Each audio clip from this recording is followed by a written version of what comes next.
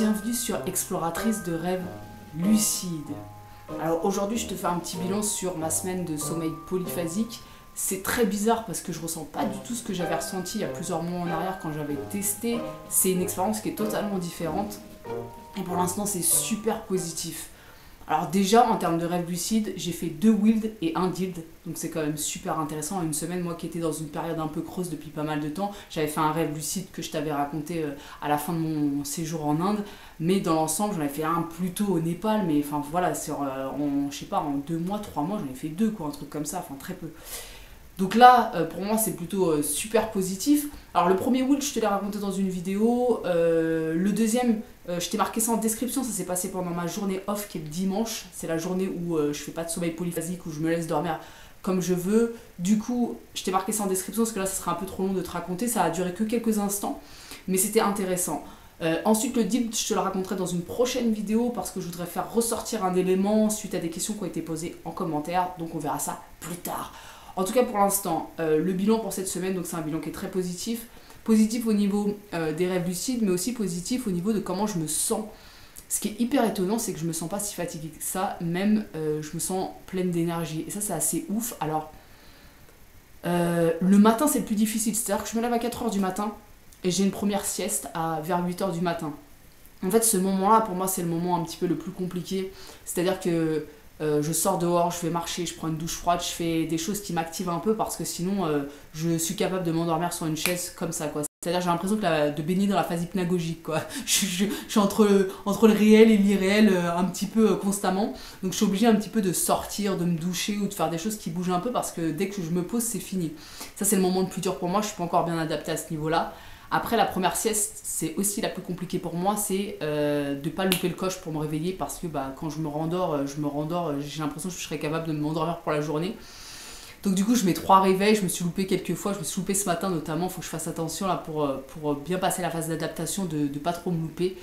Mais sinon après dans le reste de la journée, franchement je suis super en forme. Le midi, c'est même compliqué de m'endormir pour la sieste, donc là c'est pas top. J'ai essayé du coup plutôt que de faire 3 fois 20 minutes, faire 2 fois 30 minutes, une le matin, une le soir. Je sais pas, je suis encore en train de me caler au niveau des siestes. De toute façon, de s'engager dans le sommeil polyphasique, ça demande un temps d'adaptation qui est long, d'apprendre à se connaître, de comprendre ce qui fonctionne mieux, quel est le meilleur moment pour dormir. Ça demande un temps d'adaptation. Donc je vais passer ce cap parce que franchement, c'est un truc qui me fait vraiment kiffer d'être en sommeil polyphasique. Me demande pas pourquoi, c'est un truc qui vibre. Donc si je passe pas au moins un mois et demi là-dessus à me dire vas-y, j'ai passé la phase d'adaptation, je sais où est-ce que j'en suis, voilà, je vais y penser toute ma vie. Donc pour le coup, je vais vraiment tenir un mois et demi et on verra après. Donc ça c'était hyper intéressant. Et l'autre truc que j'ai trouvé méga intéressant, qui était très étonnant pour moi, c'est au niveau de la clarté d'esprit.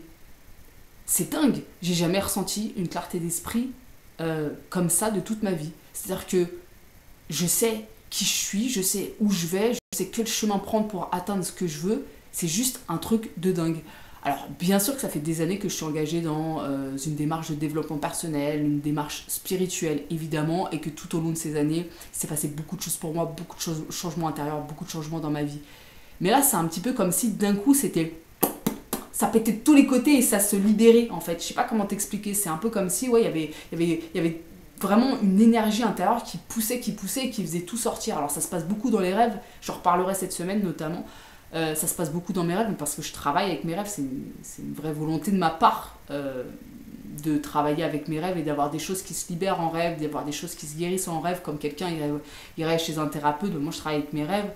Donc j'en reparlerai, mais ça pour moi c'est fabuleux en fait, une clarté d'esprit comme ça. Cette clarté d'esprit en fait, du coup, elle me provoque énormément de bien-être, un apaisement mental. Quand je dis clarté d'esprit, c'est que mon mental il part pas dans tous les sens. Alors bien sûr, s'il y a des moments où je peux être en train de réfléchir à un truc, ça peut partir dans tous les sens, mais en tout cas c'est calme tout au long de la journée, donc du coup ça me provoque du bien-être. Alors peut-être que c'est lié au fait d'être quand même fatigué. Quand t'es fatigué, t'as un peu moins le mental agité, quoi. Ça se repose, quoi. Ça tombe quelque part en toi. Donc c'est peut-être dû à ça, mais du coup c'est très agréable parce que moi là ça me permet de bien voir où j'en suis, donc ça c'est super. Donc voilà, sommeil polyphasique, là ma première semaine, j'ai de l'énergie comme je pensais pas en avoir. Bien sûr que je suis fatiguée, bien évidemment que je suis fatiguée, mais pas autant que ce que je pensais, pas autant que la première fois.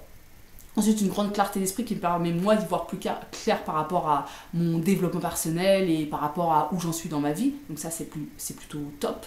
Et au niveau des rêves lucides, parce que c'est quand même ça qui nous intéresse, en tout cas c'est ça qui m'intéresse moi à la base, voilà, j'ai quand même fait 3 rêves lucides en une semaine, même si y en a qui étaient très courts, c'est quand même putain de super.